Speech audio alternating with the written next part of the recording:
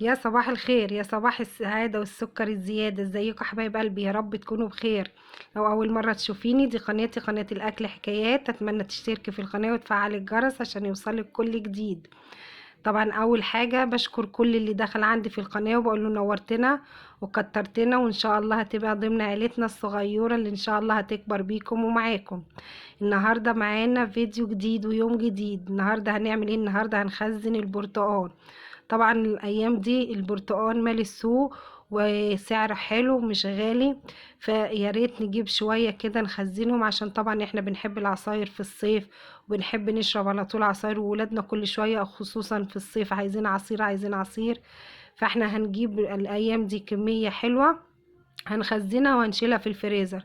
طيب انا مش بجيب كمية كبيرة، انت كل مثلا ما تعدي تجيبي لك 3 4 كيلو، هم دول حوالي 6 كيلو. انا قلت هخزنهم معاكم، وبعد كده كل ما يفيض معايا هخزن بالحبة. يعني انت لو جبتي لك كل مثلا شوية شنطة وتاخدي منها وتخزني، هتلاقي نفسيكي فاض معاكي كتير وحطيتي كمية حلوة في الفريزر. طب احنا هنعمل ايه؟ اول حاجة انا جبت البرتقال غسلته غسلة حلوة، وجبت بقى المبشرة اللي انتوا شايفينها دي. طبعا فيها ناحية عريضة وناحية رفيعة. احنا هنعمل في الناحية الرفيعة. هنعمل ايه؟ هناخد القشرة بتاعت البرتقال اللي من بره دي الخفيفة، ما ندخلش على الحتة البيضة، عشان الحتة البيضة دي هي المررة. الصفرة دي بس اللي احنا هناخدها، شايفين اهو الحتة الصفرة بس، لكن البيضة مش هناخدها. طب احنا هنعمل بيه ايه؟ ده قشر البرتقال ده فيه في حاجات كتير هينفعنا. هتحطي منه مثلا لو بتعملي صينية كيكة وما عندكيش عصير برتقال وحطيتي منه معلقة كبيرة، هينفع في صينية برتقال. مثلا لو انت عايزة تضيفيها، لو ما عندكيش فانيليا، معلقة صغيرة على البيض هتضيفيها، هيديكي نكهة البرتقال.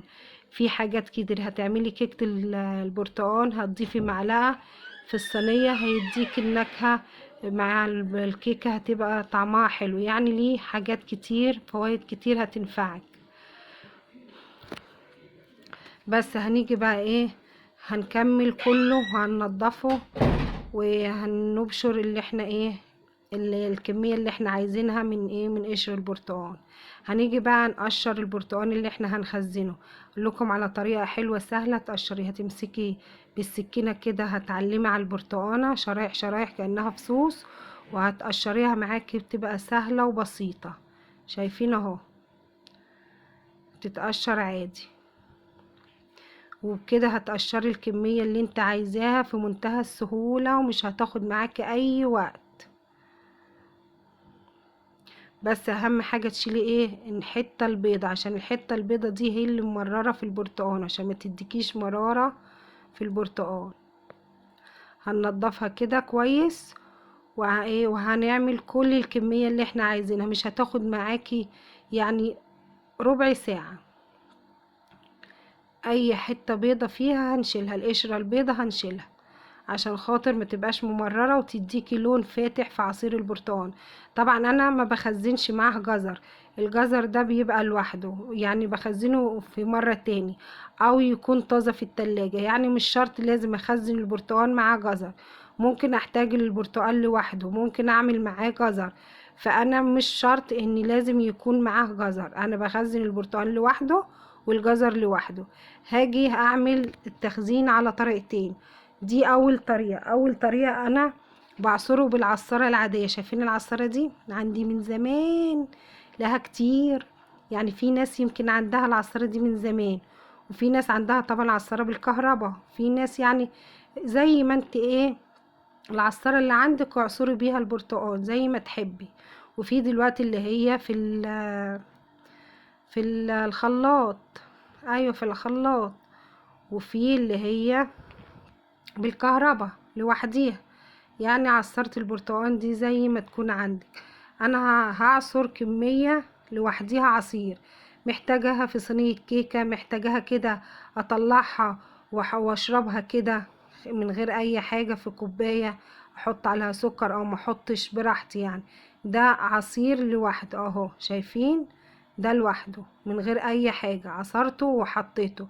عايزة اعمل صينية كيكة اطلع يعني الكيس حوالي كوبايتين، تعملي منه صينيتين او صينية كبيرة، وده قشر البرتقال انا حطيته في ايه، حطيته في طبق فل، زي ما تحب. عندك طبق فل، عندك علب، في كيس، زي ما تحبي. وده الايه البرتقال اللي احنا قشرناه. هنيجي للطريقه التانية، هنمسك البرتقانه هنقطعها شرايح زي ما انتوا شايفين، وهنطلع البذره وهنطلع الحته البيضه اللي في النص، عشان خاطر ايه، ما تديكيش المراره وما تديكيش لون فاتح في البرتقال. او هنرص كده في اطباق فل. عندك اطباق ماشي، ما عندكيش حط في اكياس، حط في علب. التخزين ده على حسب راحتك انت زي ما تحبي. حط في اطباق فل، حط في اكياس. اهو شايفين عمل لي كميه حلوه. ده العصير وده شرايح البرتقال. عايزه اقول لكم الكميه اللي شفتوها ما خدتش معايا نص ساعه. سهل وبسيط. كل ما يقابلك هاتي بالحبة وخزنيهم، هتلاقيهم وهينفعوك في الفريزر في اي وقت تطلعي تعملي احلى عصير برتقال مع جزرتين، من غير جزر، براحتك زي ما تحبي. يا رب الفيديو يكون عجبكم، واتمنى تعملوها وتقولوا لي رأيكم فيه ايه، واشوفكم على خير واقول لكم مع السلامة.